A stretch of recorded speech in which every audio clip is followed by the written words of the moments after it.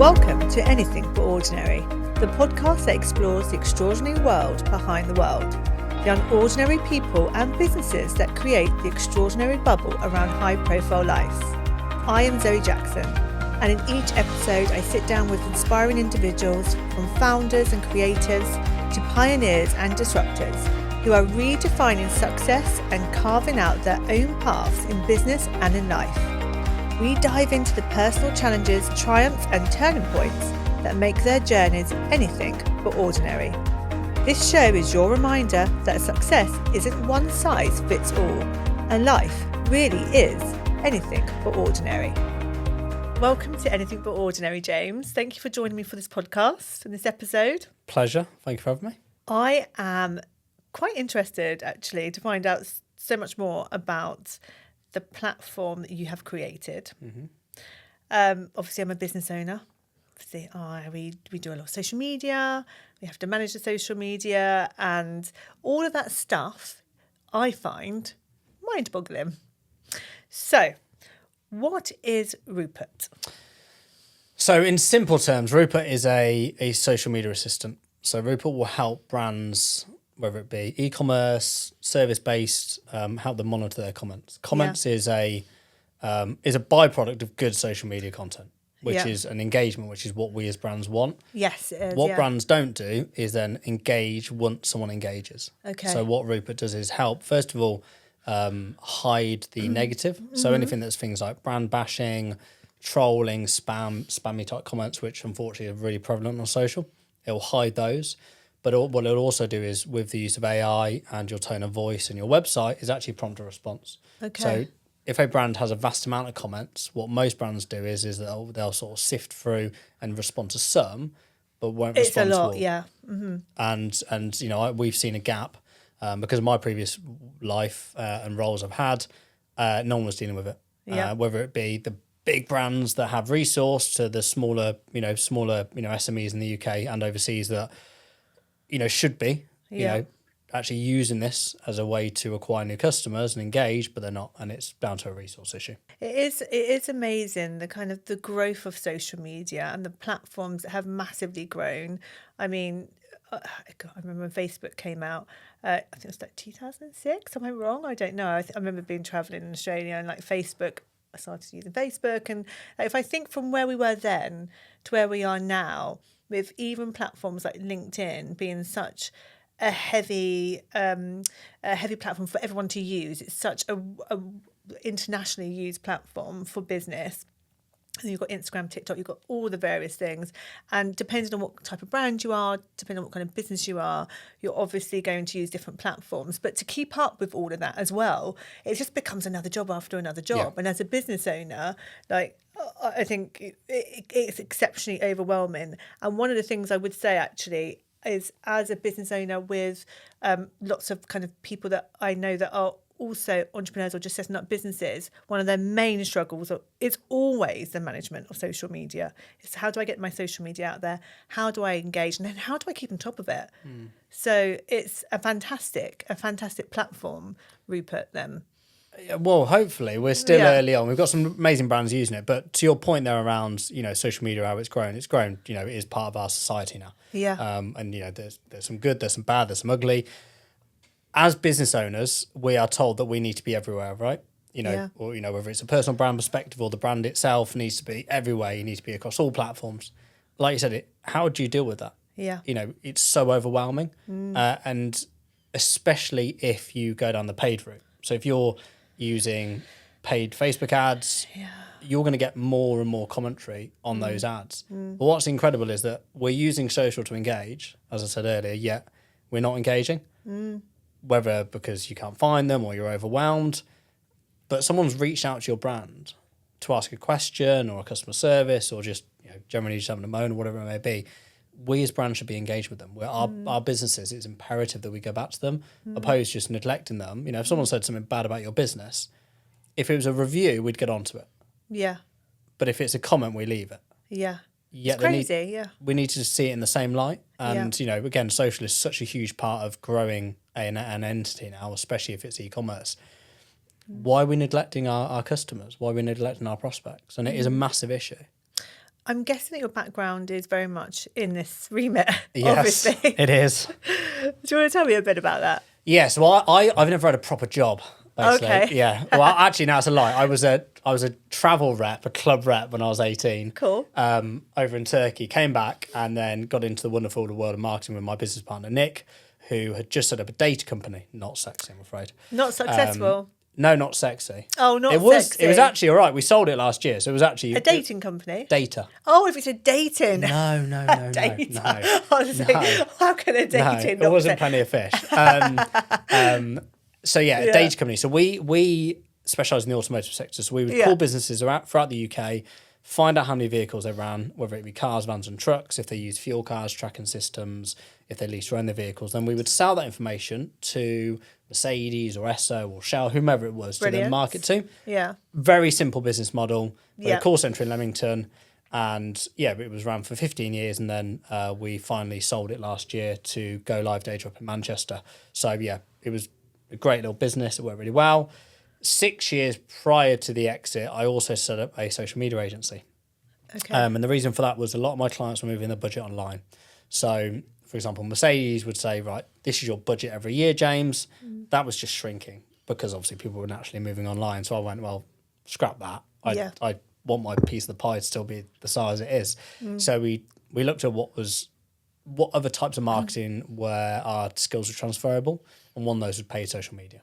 So we started testing on a few clients, worked really well, and we just scaled that. We also exited that recently as an MBO in the same time, October last year. So, and that was where the idea of Rupert came from, was because we saw so many brands spending a fortune on paid media, whether it be Enterprise Rent-A-Car, whomever it may be, and they've got all these comments and none of them would deal with them. Yeah. And even the big boys that got resource would be like, oh, we just haven't got time. And you're like, well, why not?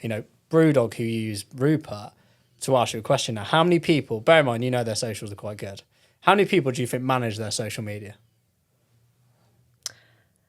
As in businesses or just people? No, people, men on the ground or women. Oh, how many do you reckon? I mean, I can talk for myself and say that I'm pretty useless. I try my best, but actually it's very, very, very hard. And then from a business perspective, I've got someone managing my social media inside the business, so employed within the business. And then I also pay a separate marketing agency to do like SEO stuff. So but in terms of social media, we've got someone inside the business who does it.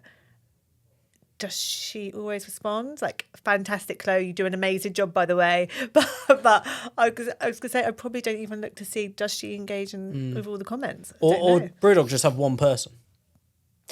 Wow. Okay.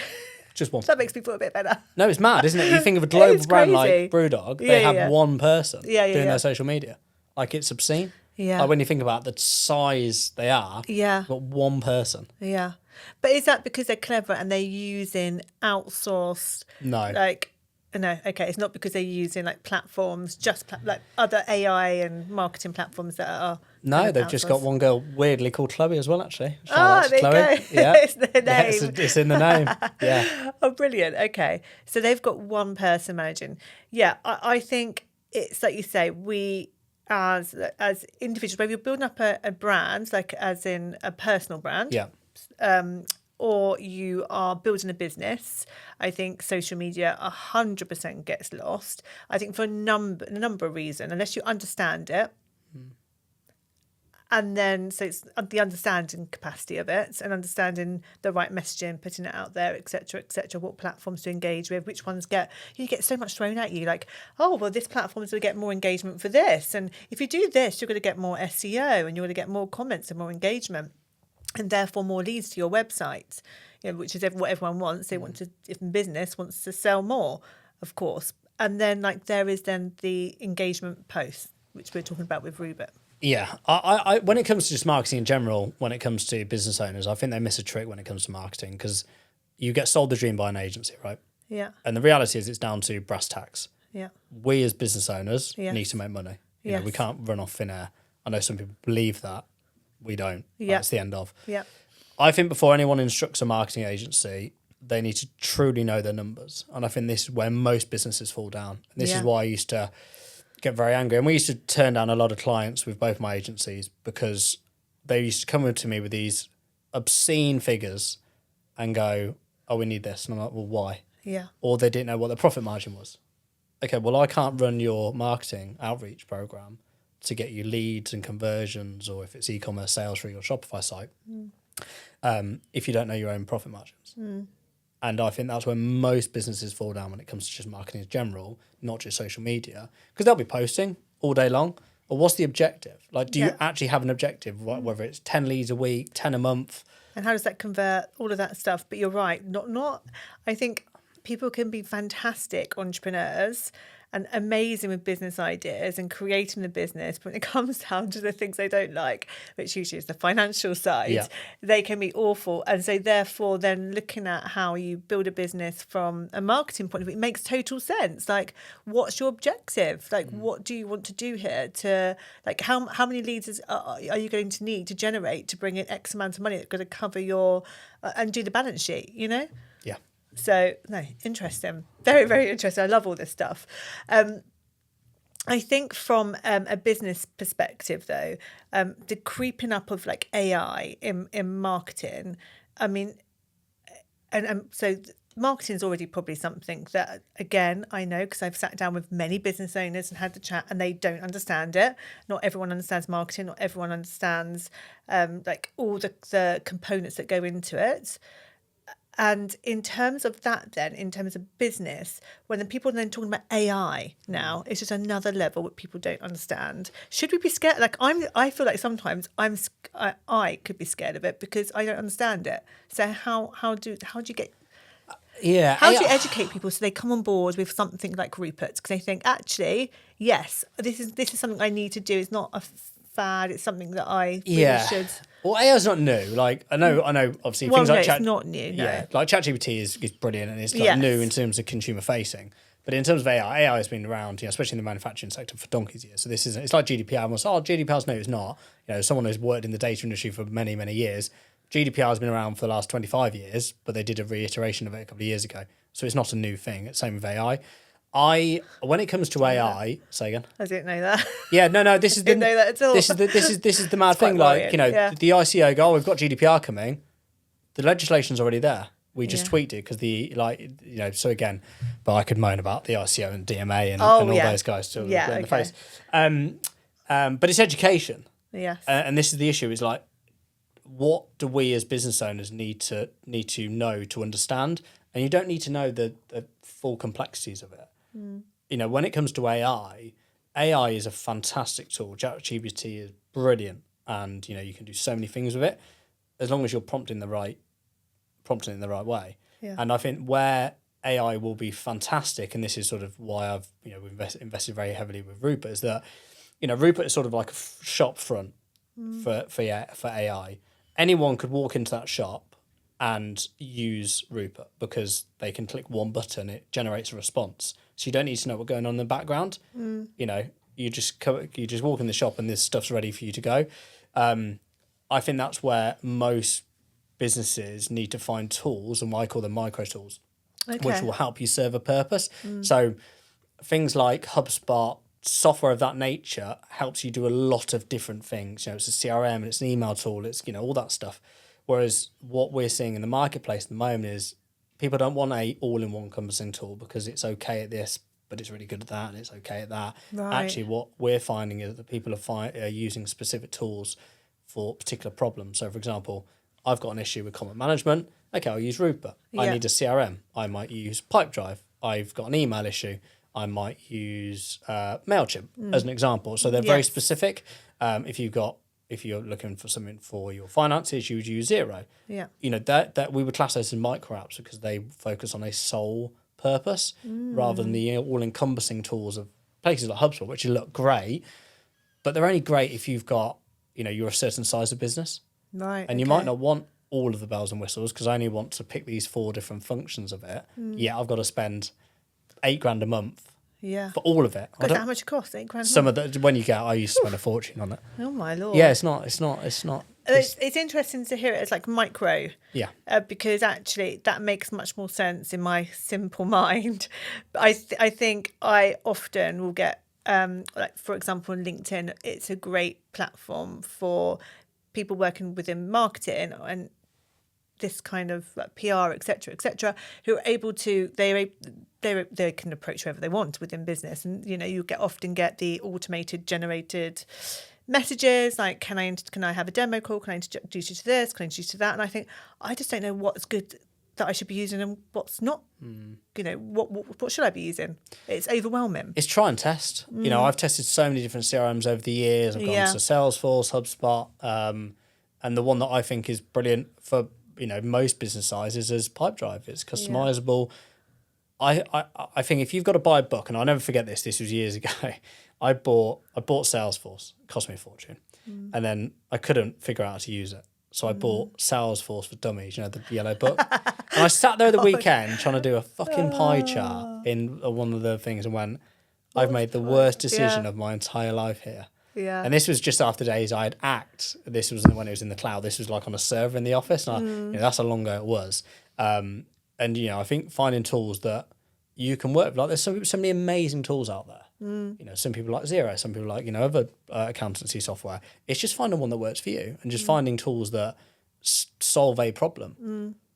And Rupert's one of those. So in terms of the Rupert in action, when it comes to responding, how does it pick up like your messaging, your brands? Like, how does that work? So you can, as of last week, you would load in. So you literally in the settings section, you would put in your URL. Yeah. And it will then create a tone of voice based on your website.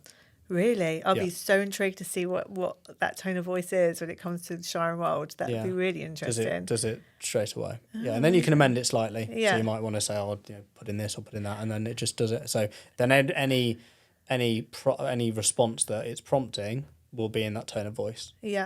Okay. Now in the back end, there's a prompt as large as this room, which is saying tons of things. So for example, the health industry, what I didn't want Rupert to do was be used for untowards. So people that are trying to sell it can cure cancer, all that nonsense. So there's some very specific stuff in the background that's children, health, where Rupert will not say certain things because what I don't want is someone to use it for harm, which is always a worry. Yeah, absolutely. And what also Rupert won't do is respond automatically. So you as a human will have to go in. And I was going to ask does it have that human touch still? 100%. So you have to go in and respond. But what's interesting is when people see the responses, and this is always, which obviously I laugh and then go, yes, it works, is people go, that doesn't sound like AI. I'm like, no, I'm really happy about that because this has taken me months to do. So you would see some of the responses and you'd have no idea. Yeah. And even if it's really specific product questions, so Touchstone Essentials, who are a health and wellness brand in the US that use it, and they sell products for children actually, so vitamins and stuff like this. And people ask about Zeolite. I don't know what actually that is, but I see it so often on their thing. And Rupert will prompt a response, which is telling you all about Zeolite, how it can be used. But it'll always just say at the end of that particular sentence, which is, but we always recommend you go and see a healthcare provider or something of that nature.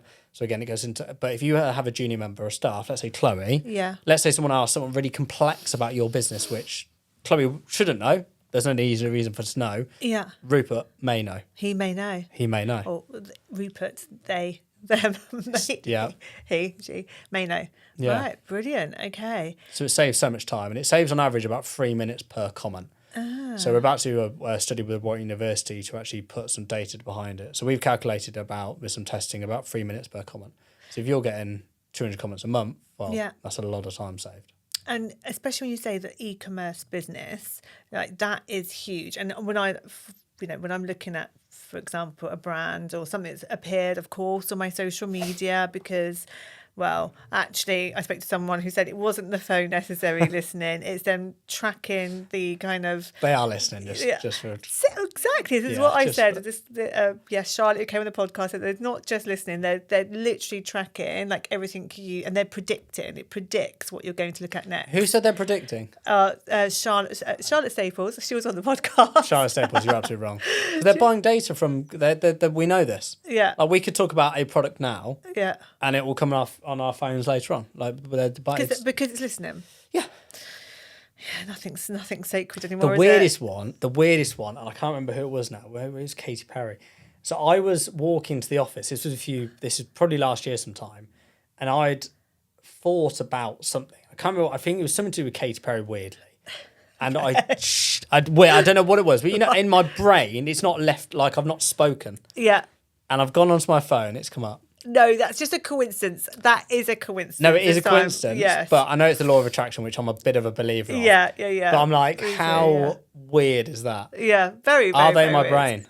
They're listening. But are they in there? Well, I think give it like another 10 years. Like, yeah, I think, we could all have little microchips. Are you against it? AI? Listening? No, them listening and... No, I'm not one of those that really overly thinks it. I just think, oh, well, Do you think it gives you a better experience? Like, I have this debate a lot, and people go, "Oh, they're listening and stuff." I'm like, yeah, but if you're talking about, so a friend of ours, Carl, we were in the gym a couple of years ago, and he has a really bad leg, or the way he sleeps, and we were talking about a pillow. He got served that pillow that day, and he bought it, and it's helped him sleep so much. Well, better I think now. it makes the user experience easier. Like for someone that is busy, like for myself, probably for you as well, and other people that are running businesses or just got busy lives.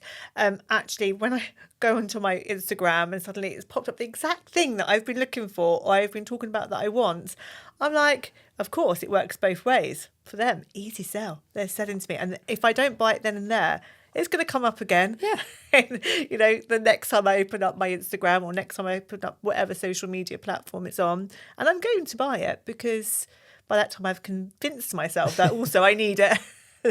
So no, I'm definitely not against it. I think, it makes the user journey much easier. I think, is it scary? Yes.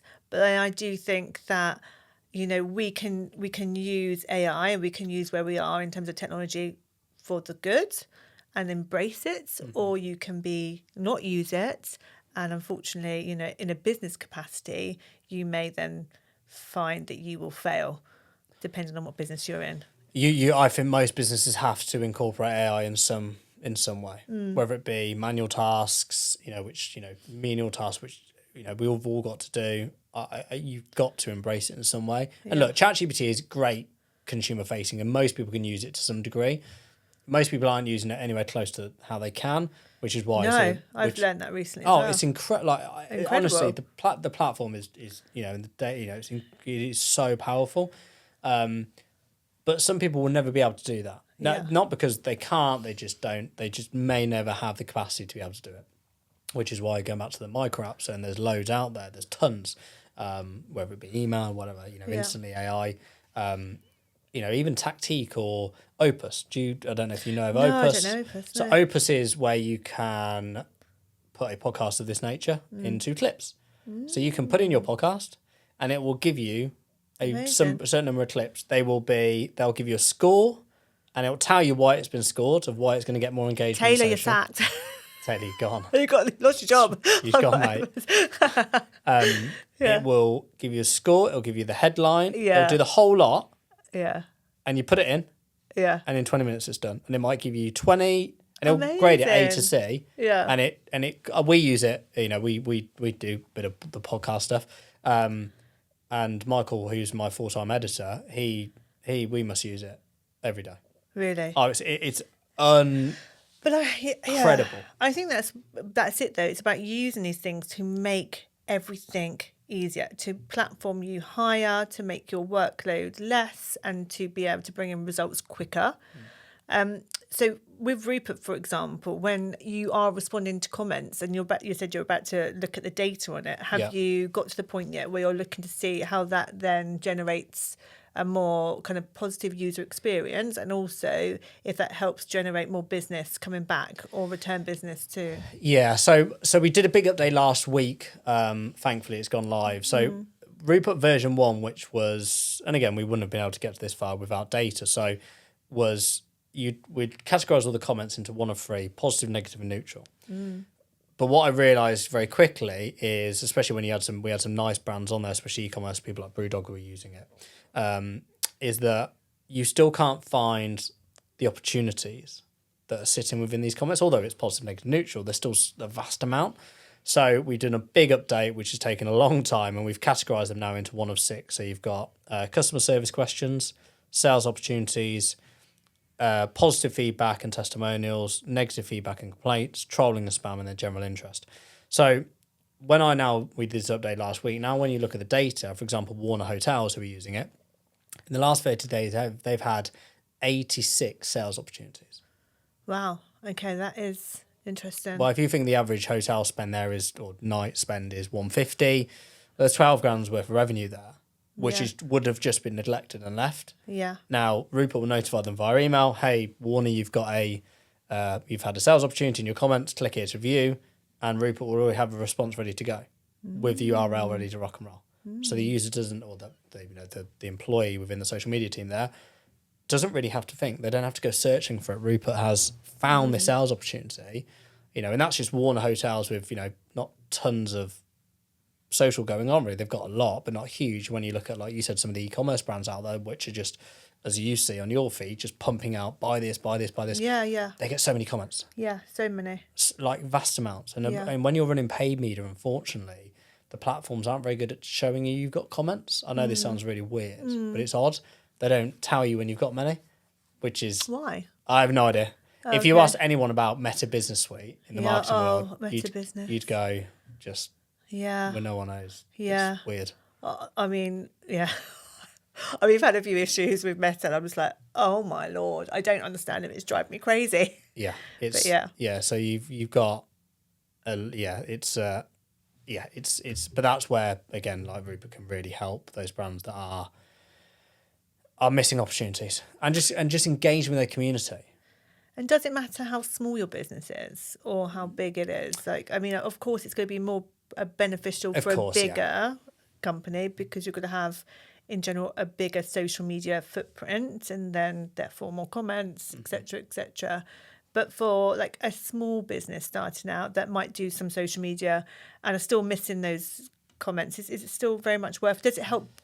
Well, we said it will help build business. Well, it's without looking at each case individually. If you're going to get, let's say your average order value, a lifetime value of a client, let's say for you is 10 grand, just picking that figure from thin air, and you get 10 comments a week, and 20% of those are negative, going, "Oh, your business is shit," or whatever it may be, right?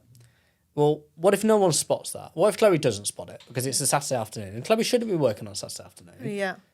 Well, Chloe at the moment will pick up that comment. And this was one of my biggest issues when creating Rupert, was my team at Let's Run Social used to have to deal with this nonsense from clients going, "Have you seen this comment?" It's like, no, it's a Sunday. Like, clients are in me going, "Oh, your team haven't done this." No, we don't work for you on Sunday and we don't manage your comments. We run your paid media. Yeah. But that's not fair on Chloe and all these other people out there. And although social media managers get a bit of a bad rap because they're like, "Oh, they're just on the phone all day," they work 24/7. Yeah. Like, we as business owners don't know this. Yeah. But if you ask Chloe, and I don't know how many comments you get, so just Yeah. go with me on this one.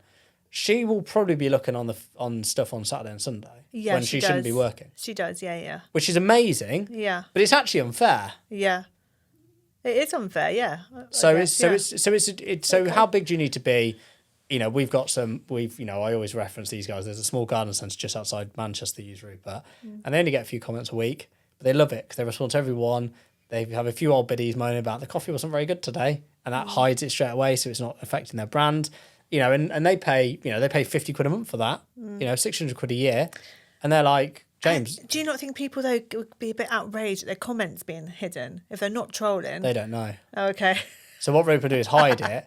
So the person that's written it will still see it. Yeah. The brand or the owner of the page will still see it, but no one else will. No one else. Yeah, it's brilliant. Absolutely so they still brilliant. get their pennies worth in. Yeah. And go, "Oh, coffee was shit." And to be fair, that garden centre is a bad example because it is literally most of the time someone 60 plus going, "My cake was a bit dry." Like, literally, it's that level. Yeah, too much. But it's time, not. yeah. It's like it's not like clear. Like, they're a good garden centre. Like, just give them a bit of a break. Yeah. It's 3:30. They've been out all day. Just give them a bit. Yeah. So they still respond to every comment.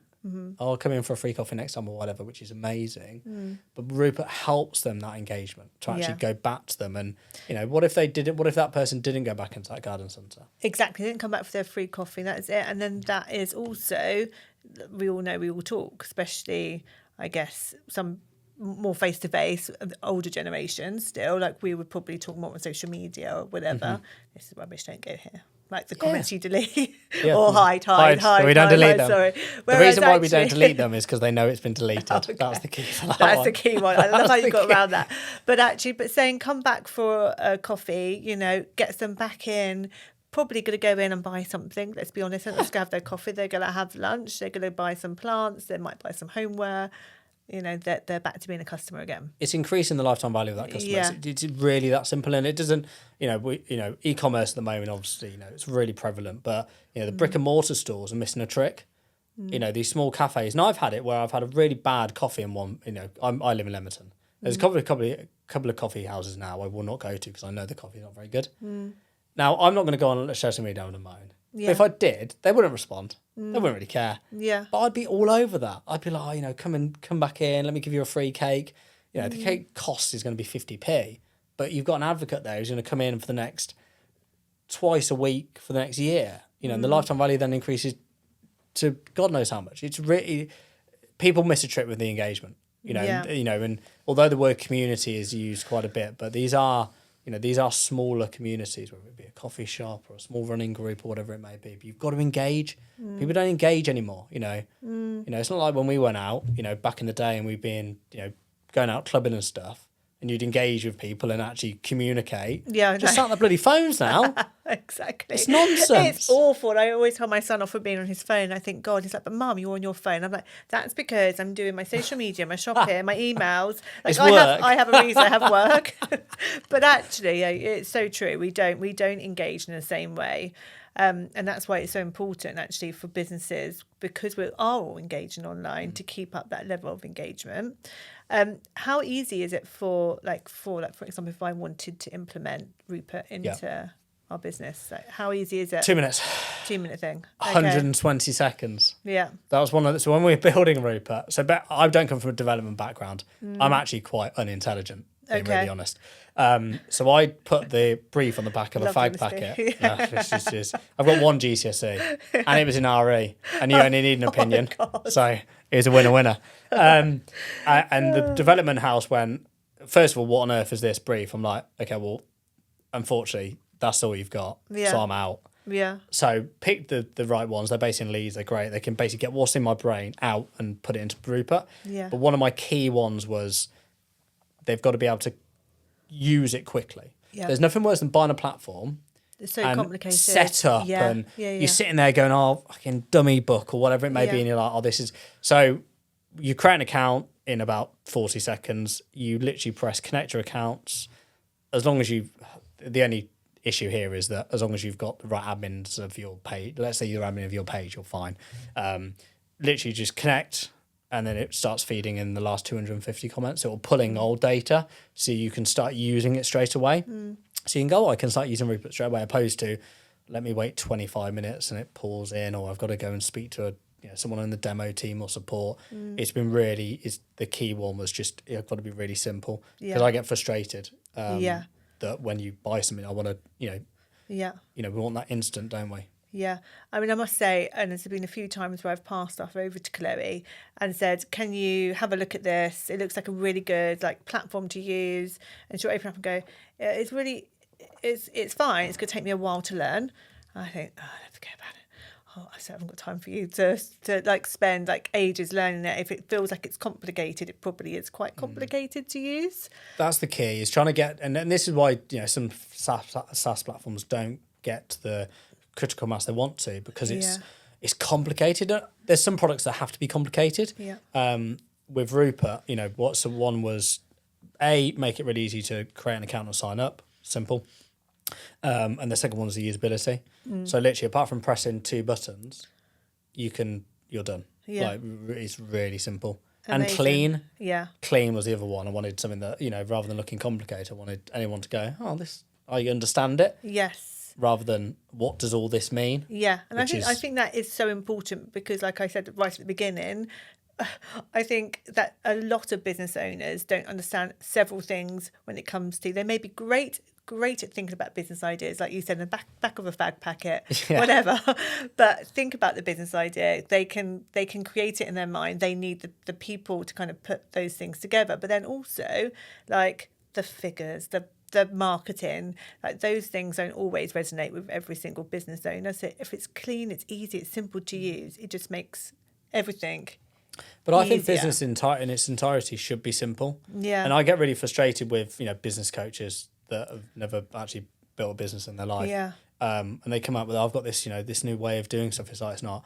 How much do you want to revenue as a business? Yes. Divide that by your LTV or your average order value. Yeah. And then how are you going to get to that number? Like, it's really... It's easy. It's work way it's backwards. It's quite basic. Yeah. Like, reverse engineer it. Yeah. And I get... Because, again, I've got no GCSE in maths. Or, like, it's so simple. And I see so much nonsense. But, unfortunately, that has to be done before the marketing starts. Yeah. And just figure out, what you're... Like, the audience. I see so much stuff. LinkedIn's a good example where it's such a powerful platform. And I use it. I've got... Michael, my editor, who does all my stuff. I've actually got someone in Lagos in Nigeria that does. So I don't know. So she does all my LinkedIn. Yeah, okay. Beauty, legend. I was going to ask about this in a minute. Yes, it kind of not your LinkedIn, but yes, she's absolutely brilliant. Yeah. So where we see a lot of growth is actually just commenting on other people's posts. Yes. But they've got to be within your ICP. Yes. There's no point commenting on someone's post that they've got a huge reach, but they're not your ICP. Yeah. So just don't engage them. It makes no sense. There's no value for them or you. So it's just it's that reverse engineering. And then once you've nailed that, you just literally try and contact them. Yeah. And it doesn't have to be on social. It could be cold call them, send them a letter, knock on their door. Knock on their door. I used to say that to people all the time. They would complain about not being able to get a job. I'm like, let's just take it back to basics, shall I used we? to go around town with a CV. Just drop your CV through the door. Yeah. You know where they live. Yeah. It is interesting, but you're right. It is actually much more simpler, and that's great that you've kind of then implemented that within Rupert as a platform, thinking that things are not complicated. Let's just be simple about it. So they are, although I have to say with Rupert, I'm sure it's complicated in the background. The SaaS product, I have to say, is very different than a service-based business that I've been involved in the past. So I have to say it's this is a different game altogether. Can I ask? So my brother and I had this debate recently. So I run my own recruitment agency. My brother was a successful recruiter in a different sector, and he's talking about setting up a business. And he was saying to me, you don't need marketing, you don't need messaging, you don't need this, you don't need that. You just go out and, you be a good recruiter. If you're a good recruiter, you're going to get a business. So, wasting all this money on content, social media, engagement, rubbish. And I was like, absolutely not. I stand by what we do. You've got to grow a brand. Now it's all about being a brand rather than just a recruitment business or a recruiter. You're building your personal profile. What are your thoughts on that? Obviously, you come from marketing, so you're going to say no. I'm sort of in a slight way. So if I use recruitment as an example, so my call centre back in the day, I got to a point years ago where we had a Vodafone contract where I used every single recruiter in Leamington and Warwick and Coventry because they couldn't fulfil my needs. That's how much I was spending on recruiters at some point. It was madness. Yeah. And I didn't get on with many recruiters because they weren't listening to what I needed. I had a really specific type of person I needed in the call centre. And it just was madness. So recruiters always get a bad rap, don't they? Oh, yeah. Yeah. But they're a necessary evil. You don't want them until you want them.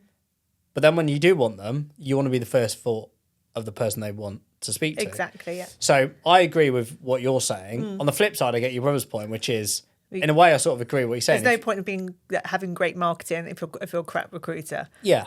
Yeah. But it depends what the end goal is. If you want to build a business to sell it, or you want to, basically don't actually do recruitment yourself, but you've got a team doing it, and you're just basically sitting there having a chat with me and people like me every day, that's a lot better. That's what my brother was saying that I do, yeah. So let's say this gets 100 views, right? Yeah. Okay, well, we're going to chat for 20 minutes. You couldn't call 100 people in that time. No. Yet 100 people can engage with this. Yeah. And go, I like her. Yeah. And those 100 people will listen again. Yeah. And then it might not be till 4, 5, 6 months down the line. And then they go, I fucking need some recruitment. Let's go speak to Zoe. Exactly. So, and I'm an example at the moment. So we're doing a vlog for Rupert, which is a weekly vlog. We've been doing it for Okay. like 20 weeks. Yep. And I'm documenting my life on building a SaaS platform. Okay. With no education. I'm being drained of cash every month. Okay. And, we don't get tons of views, but like the engagement's incredible. Now, I'm hoping, we'll find out, that an investor sees it down the line. Or people are like, Lee today was like, oh, I love your vlogs. They're so good. They're so honest. I'm like, well, yeah, because that's like, check them out. Yeah. I just want to be, this isn't for everyone. Like, yes, okay, I've been lucky with the other two businesses and sold them and look, hands up, great. But this SaaS product's a different kettle of fish altogether. And it ain't bloody easy. Yeah. And anyone says it is. And I think that genuine connection between you and an audience is so powerful, but it's got to be done right. It's got to be done right. Like I've had 2 podcasts. Well, I've still got 2 podcasts now. One that's been running for like 3 years, and we've got not got a huge audience. It's all about marketing. It's called The Fake Marketer. Yes. So I talk basically about marketing that I see as nonsense. Oh, okay. And basically just say, look, why are you spending this? We go, it's just a bit, I'm going to give you my business to analyse my marketing. But it's good, and and people see that and they're like, okay, well, if I need marketing, or anyone I know will go, oh, can you have a look at this for me? Yeah. Now I'm not commercialising that because I'm spending all this money on bloody Rupert. But if I went back into the marketing sphere, I pretty much know if I said I'm going to set up a marketing agency tomorrow, I'd have a line of people queuing. Not a huge line, just want to put that really clear. But I'd have some revenue from day one, and that's only because of the content I put out. Yeah. But you still got to be bloody good at it. Well, I think it, for me, if I'm looking to buy into something, like it is a product or a service that I know that the business does need, but I'm not quite willing to make that commitment just yet, because I'm thinking, I'm still gauging, like, how much do I actually need it versus how much investment am I going to put in? So what's my return on it? And I'm seeing consistent messaging, and they message me every now and then, or whatever, they're connecting. And then some stuff is coming up on their feeds about what they're doing and what they're saying. I think, oh, I like them. I'm engaging with what they're saying. Yeah. At some point, I go, okay, I'm going to work with you. And I think that's kind of the key thing with marketing. And it's, building a personal brand or building the business, is that consistent messaging and being relevant and present. Yeah, I think being present, but there are some amazing businesses out there that don't do any marketing and they don't have any personal brand. Yeah, but that's because they've been around forever, right? I don't know, maybe, but there are some. I always giggle because there'll be some personal brand experts on LinkedIn that and I know. Yeah, and they all spout the same shit, right, which is fine, and I get it, but it's not for everyone. Yeah, like when we're doing this today, I won't speak any different than I do here today. Than I do my daughter, my son. Yeah. Like, this is me. Yeah. You can't be someone else on LinkedIn and then be an old sausage out of it. Because I'll go, well, you're not the guy I met. Yeah, yeah. You've got to be authentic. Yeah. So, and it's not for everyone. Like, I've got friends who are like if Michael puts them on LinkedIn, I know it's shit. I know. My WhatsApp starts pinging. I'm like, fucking hell, Michael's put something on. Like, and I know straight away. Yeah. But they're like, they give me grief for it. But, it's not. I'm not being unauthentic. They know what I'm up to. Yeah. They know that's me. So I think with the personal brand, you've got to be, very if you are boring, either play on your boring or just don't do it. Yeah. Or if you're uncomfortable, like you've probably seen some people do it and you can clearly see that they're just dying inside. You're like, who's told you to do this? Yeah. Just don't do it. Yeah. There's other ways you can create. Start some PPC. Yeah. Exactly. Or do some meta ads, Yeah. depending on what the industry is. But I think, it's hard because you're thrown into a situation where you're told to do this, told to be, you've got to be doing this to make business, to be, like I say, more present on social media, be authentic. It's a very, very trending word, but it is actually so true. And I think that that's an amazing thing that social media has allowed us all to embrace, whether you're an influencer or you are a brand. Like, being authentic is very key, but also it just works. Everyone's an influencer now in some respects. Like you'll have a both of us will have small circles around us who are influencing. Yeah. It's not Steve. I haven't thought about that, but now I'm feeling a bit. My ego's a bit puffed up now. But we have a small amount. Like Lee asked me a question a minute ago out in the office. I've influenced them about one thing today. Yeah. Small, minute, a dot in a dot. What was it? Can you tell me? It was about his Rich CX thing, his new product. Oh, okay. Nothing sexy whatsoever. But you've got people around you who you are you're influencing. People listen to this. It might be one person. Yeah. But if that one person you're influencing becomes, again, a customer, then that's amazing. The problem we've got, and unfortunately, especially with stuff like this, and I do it and I spend a lot of money on it, is actually attribution. And that's the biggest issue in marketing, which is how can I attribute what I'm spending here is going to come out there. And yes, there are some ways, things like in the e-commerce world, you've got things like triple whale, or if you're doing it like things like Facebook ads, you can send them to a lead form and that exact lead form, and you can UTM it and all that stuff. Unfortunately, if you're doing loads of different channels, Google, PPC, SEO, meta ads, my personal opinion is just put it all in one bucket and say I'm spending 20 grand a month, and then what is my outcome? Yeah. Do not try and figure out, and you obviously you've got to optimize. Yeah. But if you know PPC working, meta's working, don't try and figure out, by the penny which one's working a little bit better. They're both working. As long as they're profitable, just continue using them. And unfortunately, that's where just marketing, especially with like things like content, because it's as we know, it's not cheap. Yeah. You've got to sort of take a bit of a wing and a prayer and go, it'll work. Yeah. I can't exactly attribute what my return is, but I know it's working. It's working. Yeah, exactly. Amazing. Well, I think this conversation has definitely unravelled a few things for me, and definitely for people that will be listening. Like I say, I do think it is a bit of a minefield when looking at products and looking at platforms, and how you can kind of boost your social media, how you can be more engaging with your customers, how you can build your business that way and generate leads, etc. So it is amazing to hear about Rupert. And I think definitely, I already sent actually Chloe a small little link and said, can you just sign up for a demo on this, please? She did. Do you know what? It's really, so she actually booked it for 11 o'clock. Oh, did she? No, 11:15. But would it have been directly of you?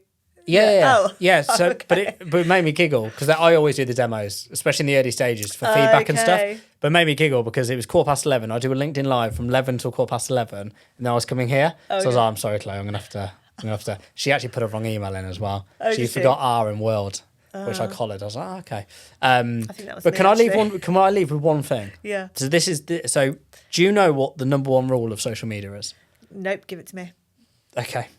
Is to keep people engaged. Yeah. So let's say you're on LinkedIn. Yeah. And you put out a load of posts on LinkedIn, a load of posts on Facebook, and no one's engaging with it. Yeah.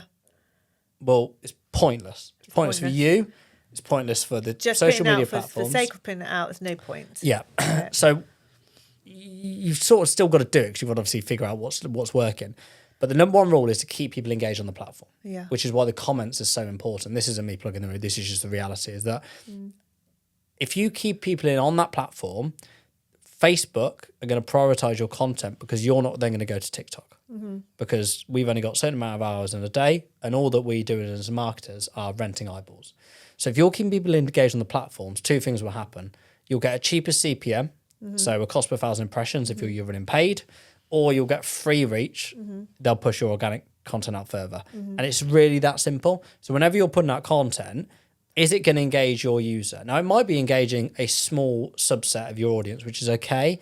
But if you're, Chloe as an example, let's say she'll do a content calendar for the month. If there's any stuff on there, you and Chloe go, is that actually going to engage anyone? Yeah. Just literally don't do it. Don't do it. Because you're not playing into what the rule is. And it works, especially from a pay perspective, which is predominantly my background. When you get an ad and there's loads of engagement, it just spirals out of control. And you get more and more, and there's more commentary, which is why, again, that commenting and that responding and just keeping people engaged on there is playing into what that, unfortunately, the platforms want you to do, which is keeping them engaged. And it is really that simple. You've made it, you've definitely simplified it. Simplified it? Can't even say the word now. Simplified it. I simplify everything because if it's anything more than simple, I'm struggling. Simplified it for me because I think that actually there is some truth in what my brother did say. Is I think maybe in a kind of roundabout way, what he also was saying is exactly what you've just said. Is you be a good recruiter. Is it that important to have the content? I think he also probably meant, is your content that engaging? So it's hard. Yeah. It's hard because creating content is the hardest thing in the world. Yeah. But this is more engaging than a static image of going, hey, we've got this many jobs out this week. Yeah. Like a friend of mine, my best friend's of a half has a recruitment agency in Dorridge and Knoll. And, you know, I see this stuff that she puts down. I'm like, oh, shit. She's like, well, yeah, but what do we do? I'm like, you're not going to listen to me. Yeah. So it's pointless. I'm not Yeah. having this conversation. But, you know, like on a Friday, I used to get the recruitment emails come in. Hey, these are all the jobs we've got. And it's like every Friday at 4:30, I remember it to the day. Ping, here they all come. You know, all of them are Deco, you know, Brook Street. They'd all come through. And I'm like, is anyone thinking outside the box here? Like, why at 4:30? you've just got to be. I don't know. I don't know. It's just the end of the Friday. I don't have no idea. But just, you know, try and be different. Especially in recruitment, it's so crowded. So doing stuff like this is amazing. I would like. I feel. I know we're going off a bit of a tangent now, but I thought of a really good marketing campaign for a vet. Yes. So it was a little postcard which said, "Do you want me to finger?" And then on the other side, it was a cat and a dog just with their tails up. But it's engaging, isn't it? You'd engage that and go, there you go, brilliant. It is engaging. It is engaging. I do love it. I think I was listening to actually a podcast yesterday, and they were talking about something very similar, like why call a book X, Y, and Z. Could have called it something like the economics of finance or something like that. Instead, I called it you don't have to go to school to be wealthy or something like that. Yeah. So yeah, it's just about getting that hook right, and that is marketing. Yeah, it is. Yeah. So yeah, any vets, give me a shout. I think they've got it. They've got it for free now. That one. Let's see who used it first. So I know we've just touched upon the advice, but it would be great to see. I mean, in terms of advice for other business owners or people that are looking to build their business and are exploring marketing or already have a marketing schedule, program, platforms they use, what would your parting advice be? I know it was be engaging. Know your numbers. Know your numbers. It's just so simple. Like you can't spend a penny unless you know your numbers, and figure out not so much your numbers per se, but what your profitability on that product or that service is. You know, if you're selling, you'll know your margin. Yes. You need to know your margin. You have to know how profitable you are. And if you don't, I would just stop it all and figure it out. But also look at two margins, what your profit on that particular job is or that product, but also your lifetime value. Because typically your lifetime value will always be a lot higher. You know, McDonald's is a good example. I think they're to acquire a customer, it costs them like $400. But over a year, the average spend is over a lifetime is 35,000. But obviously the average order value is, what, 20 quid? Yeah. So actually, if you look at that, McDonald's would go, anyone looking at that would go, well, that doesn't make sense. But obviously lifetime value is huge. So I just figure out what those two figures are and then reverse engineer into what you can spend. And let your agency, if you're using agencies, let them know what that is and make sure that you're actually giving them strict KPIs on that profitability, not on ROAS, because you could be making them £1 million a month. If your profit is 2p, it's pointless. Yeah. Amazing advice. Thank you so much for joining me today. Okay. Thank you for having me. And I'm sure people are going to be, you know, very much in listening to this one because, yeah, a lot of business owners is where we all become unstuck. So amazing. Loads of vets. Yeah, loads of vets. No, thanks for having me. Thank you.